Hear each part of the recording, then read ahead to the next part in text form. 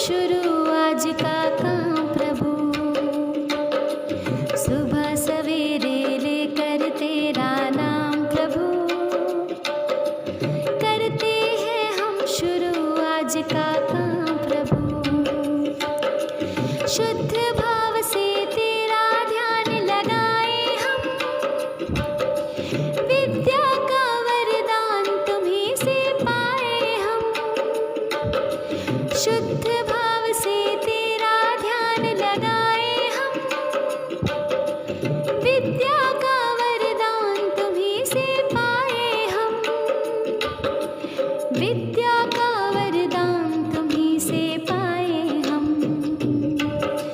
तुम्हीं से है आगाज तुम्हीं अंजाम प्रभु, करते हैं हम शुरू आज का काम प्रभु।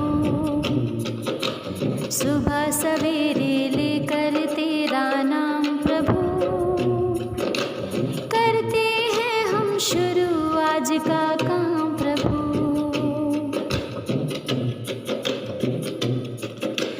गुरुओं का सत्कार कभी ना भूले हम,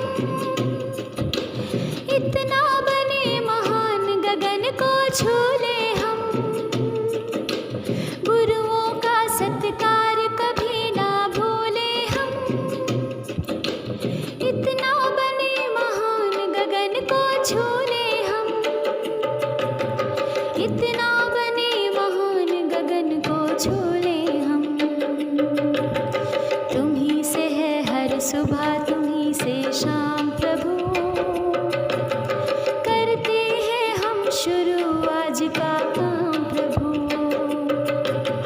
सुबह सवेरे लेकर तेरा नाम प्रभु,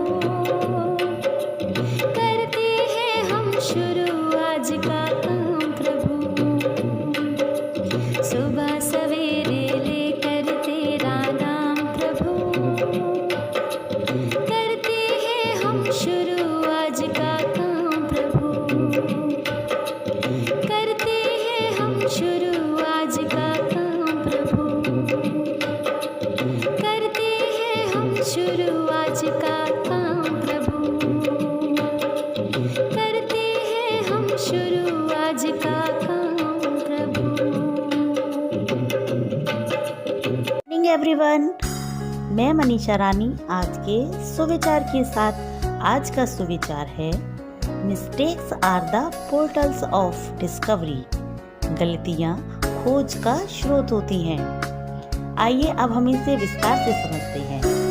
इसका अर्थ है कि यदि हमसे कोई गलती हो जाए तो इसका मतलब यह नहीं कि हमारा कार्य समाप्त हो गया है, बल्कि गलतियों से ही हमें नई दिशा मिलती है। जैसे कोलंबस भारत को खोजने निकला था, परंतु गलती से उसने अमेरिका को खोज लिया।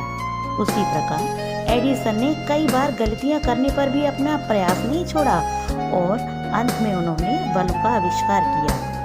बहुत से लोग अपने जीवन में इसलिए असफल होते हैं क्योंकि वे ये मान लेते हैं कि उनके मामले में ये बुनियादी नियम लागू ही नहीं होते। जब हम अपने विचारों को सही दिशा निर्देशन प्रदान करते हैं, तभी हम अपनी भावनाओं को नियंत्रित कर सकते हैं और अपनी गलतियों को नई दिशा प्रदान कर सकते हैं। उससे सबक सीखकर कुछ नया कर सकते हैं। धन्यवाद। नमस्कार। आज का शब्द today's word is punctual. PUNCTUAL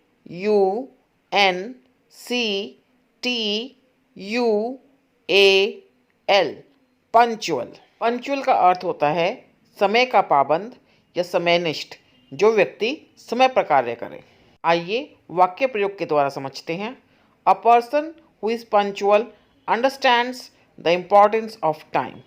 एक ऐसा व्यक्ति जो समय का पाबंद होता है, वो समय की महत्ता को समझता है। Second sentence, a student who is always punctual never Mrs any opportunity in life. एक विद्यार्थी जो समय का पाबंद होता है, वो अपने जीवन में कभी कोई अवसर नहीं खोता।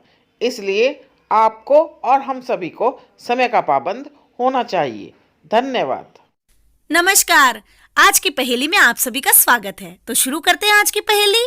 लंबी टांगे लंबी गर्दन, लंबी टांगे लंबी गर्दन लेकिन नहीं जिराफ, यानी कि इसका उत्तर जिराफ नहीं है। ध्यान से सुनिएगा।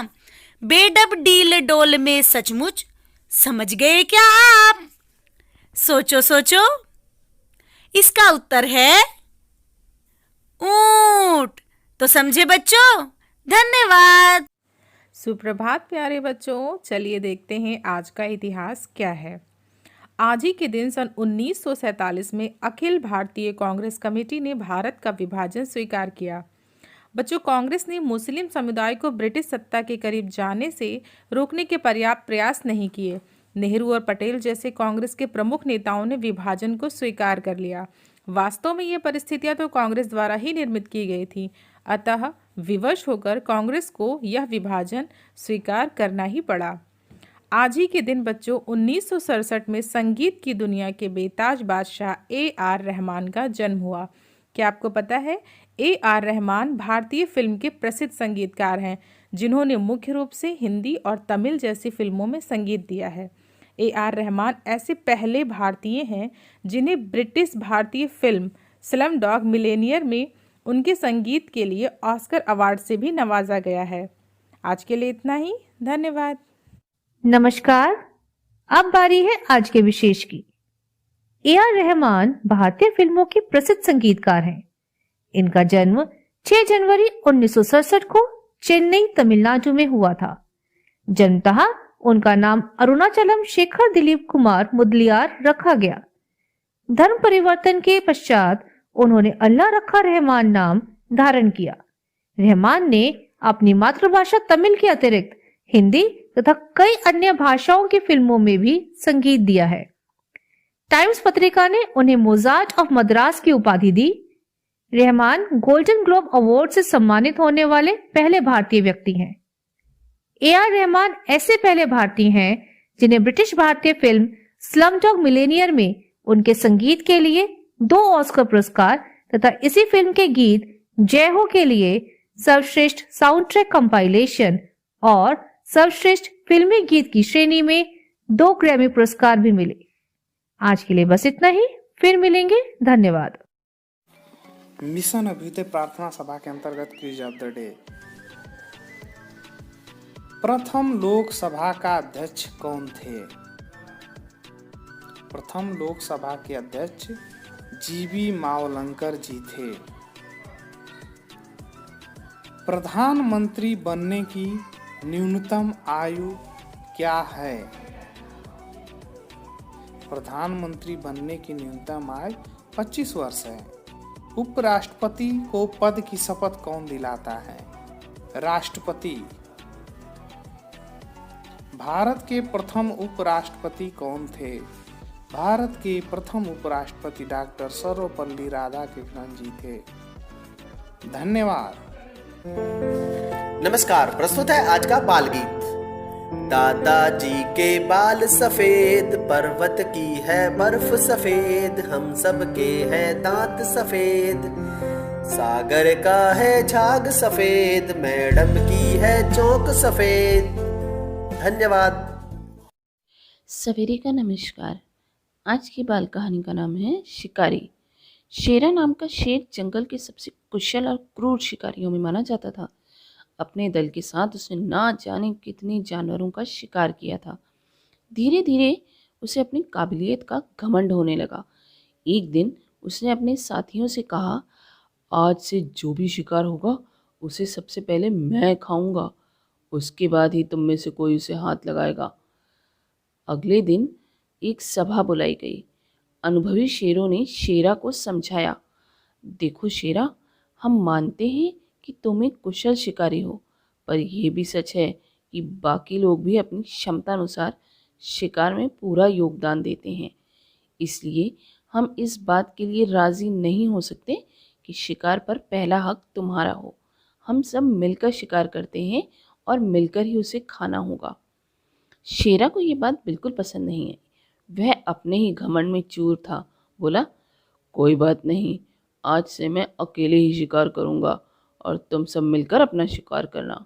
ऐसा कहते हुए शेरा सभा से उठकर चला गया। कुछ समय बाद जब शेरा को भूख लगी तो वो शिकार करने के लिए भैंसों के झुंड की तरफ दहाड़ते हुए बढ़ा।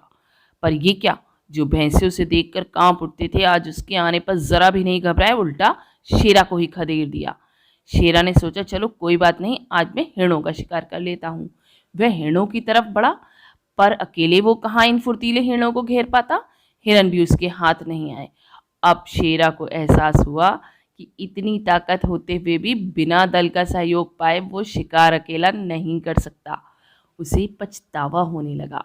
वह अब टीम वर्क की ज़रूरत को समझ चुका था।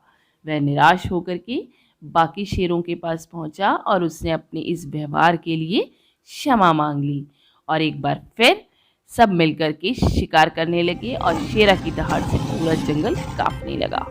नमस्ते, मैं प्रेम वर्मा। आज मोटिवेट योरसेल्फ का विषय है अपने व्यक्तित्व का निर्माण कैसे करें, मेकिंग अ पर्सनालिटी। व्यक्तित्व का निर्माण एक जटिल प्रक्रिया है पर व्यवहार में बहुत सरल है।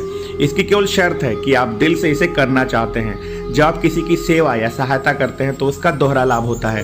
एक तो जिसकी आप मदद करते हैं उसको लाभ होता है, दूसरे आप में खुद सेवा भाव पैदा हो जाता है जो आपके व्यक्तित्व से जुड़ जाता है। बिल्कुल वैसे ही दान देने से जिसे आप दान देते हैं उसका लाभ तो हुआ पर आप दानी हो गए। आप पेड़ लगाते हैं तो उसके फल, पत्ते, फूल, लकड़ी आपको या अन्य को मिलते हैं पर आपको सृजन, कृतित्व और निर्माण का लाभ होता है।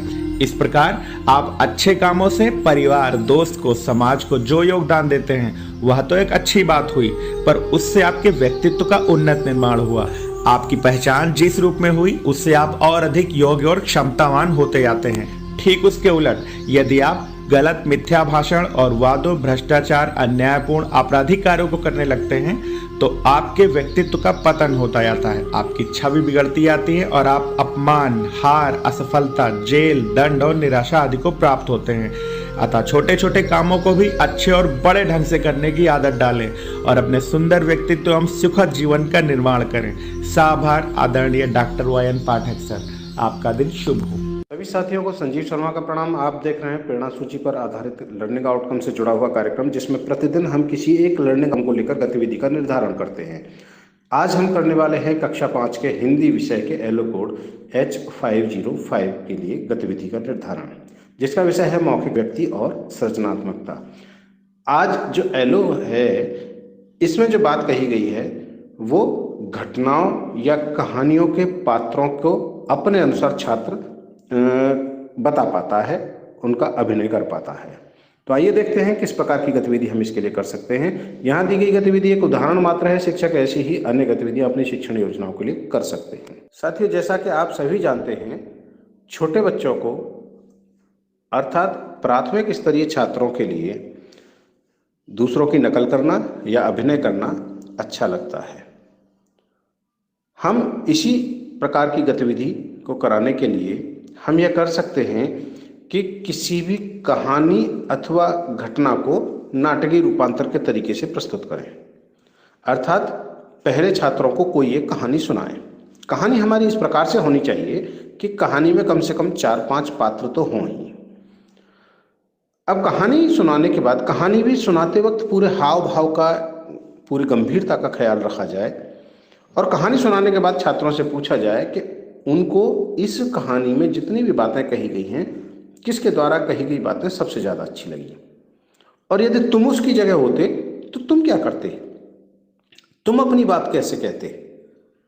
और इस प्रकार से पूरी एक टीम तैयार करके छात्रों को अपनी प्रस्तुति का अवसर दें और जब वे प्रस्तुति दे रहे हों तो उनकी प्रस्तुति को पूरी गंभीरता से देखें। प्रस्तुति भी इस प्रकार से कराएं कि लगभग सभी छात्रों को इसका अवसर प्राप्त हो, जिससे उनकी सृजनात्मकता को बढ़ावा मिल सके। आप देखेंगे कि छात्र बहुत बेहतर तरीके से कर पा रहे हैं। छात्र जब गतिविधि कर रहे हों तो आपकी सक्रिय भागीदारी बहुत अधिक जरूरी है। जब आप पूरी गंभीरता के साथ छात्रों का साथ दे रहे होंगे और उन्हें गाइड कर रहे होंगे तो आप देखेंगे कि छात्र बहुत बेहतर तरीके से इन गतिविधियों को कर पा रहे हैं। तो कराते रहे इस प्रकार से गतिविधि और हासिल करें प्रेरणा लक्ष्यों को। हम बनाएंगे प्रेरक प्रदेश उत्तर प्रदेश। जय हिंद, जय शिक्षा।